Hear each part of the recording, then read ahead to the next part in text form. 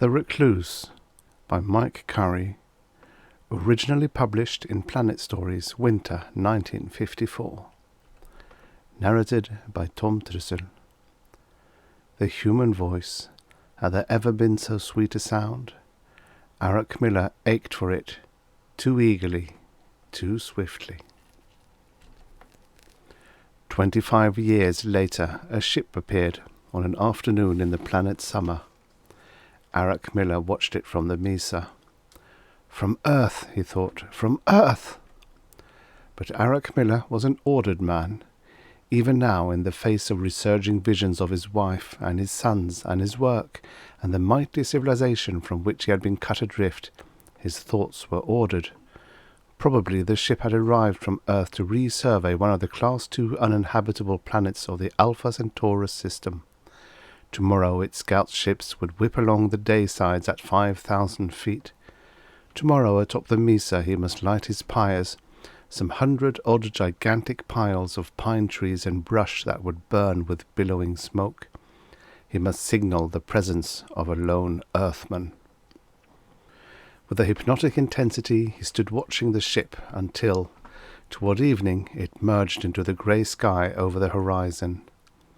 Then he ran across the clearing and down to his house by the river that wound through the valley 1,000 feet below.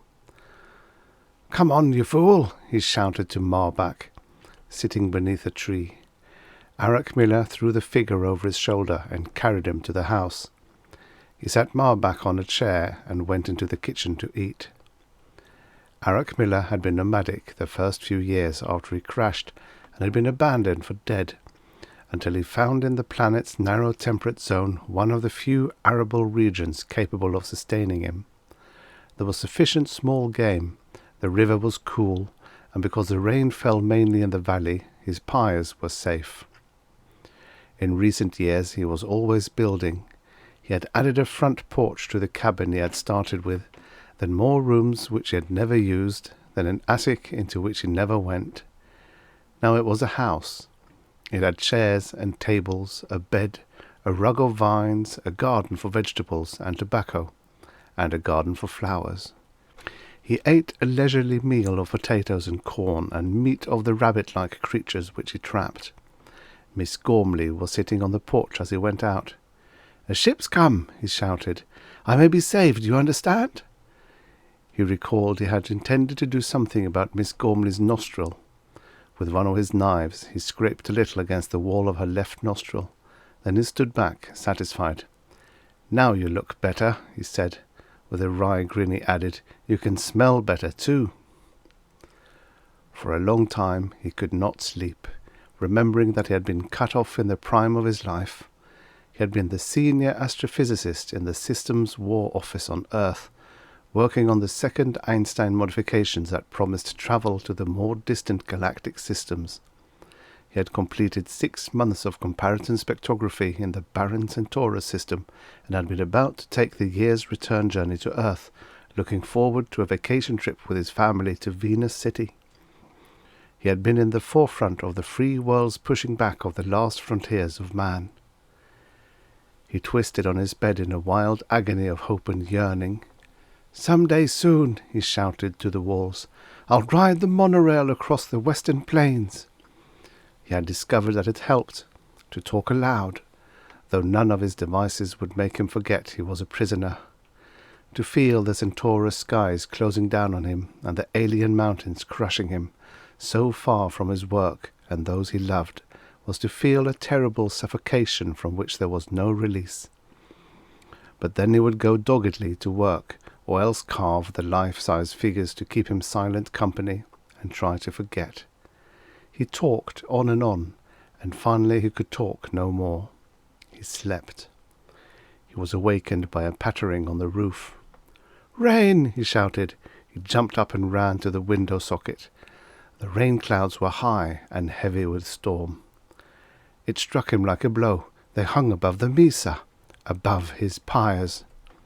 In a panic he clambered up to the Mesa, forgetting his breakfast, forgetting his outer clothing, his mind in disorder. The shock wave pounded his eardrums. He was too startled to make words.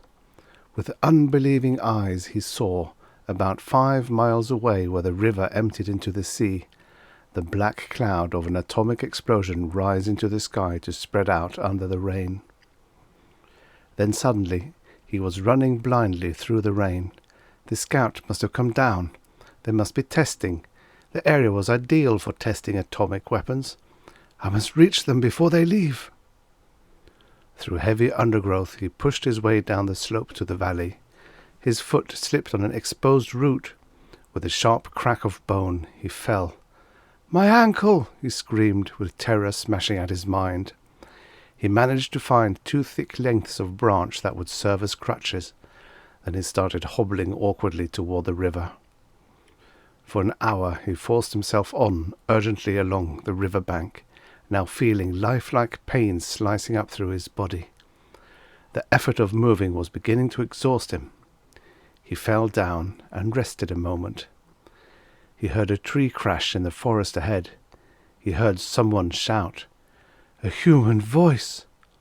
He began to sob, softly at first, then uncontrollably. A human voice! It had never been so sweet a sound. He climbed painfully to his feet, crashed on through the undergrowth. The density of trees ended abruptly, and he stopped. Around the scout ship in the clearing beyond, robot dredgers were digging the foundations for buildings. Grey uniformed men were setting up a new type atomic artillery at the perimeters. Arak Miller drew a deep breath. "I'm saved," he said, his voice breaking. "I'm going to be a free man." He tottered on the edge of hysteria, but controlled himself with a mighty effort of will. He took a step forward to reach the clearing. Then he stopped. Something was wrong. He tried to put together the pieces of his mind. Everything looked normal. Construction going on, stores being transferred to temporary warehouses. All the usual activities of a scout party on an atomic testing mission. The artillery was pointing. That was the flaw. The artillery faced inward. He looked back at the construction work. "Not foundations for buildings," he said dully. "Ditches." As he watched, a flag was run up on a pole. The dreams of Arak Miller crashed in his mind. It was the flag of the slave world, superimposed upon the symbol of the systems. The world controlled by the dictators, which for centuries had existed alongside the free world in a perpetual Cold War. During some stage of Arak Miller's long imprisonment, from Venus to Centaurus, the dictators had taken over. Hidden from guards, he lay on the ground and watched for a long time. Only when the next batch of captives was taken out of the scout ship and lined up in front of the ditch did he turn his gaze away. He waited till the next shockwave had passed, then with tears streaming down his face, hobbled back in the rain toward the river. He crawled the last 2 miles to his house. Miss Gormley was sitting where he had left her. "I am sorry," he said painfully. "I will have to destroy you, and Marbach, and our house, and the pyres, and when all that is done, I will have to leave this area. Otherwise they might find me."